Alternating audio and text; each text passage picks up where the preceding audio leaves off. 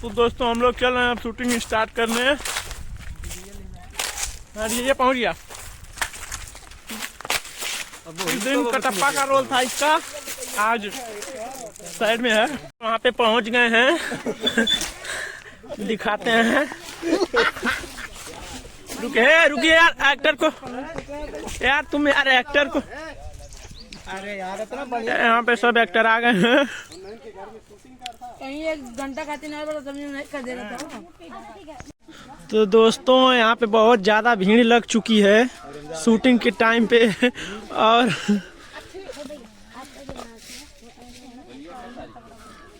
और हम चल रहे हैं, अब हम चल रहे हैं घर। बहुत ज़्यादा भीड़ लग चुकी है यहाँ पे। कहाँ का हो रहा है, तो यहाँ का हो रहा है। तो यहाँ वीडियो बना के अपने फोन में लिया जाए। अच्छा हूँ मैं, अंधा हूँ। क्या वीडियो लिए हो? अभी एक भी नहीं लिए, बस एक लिए हैं। हमारे साथ दोस्तों में गद्दारी हो गई है।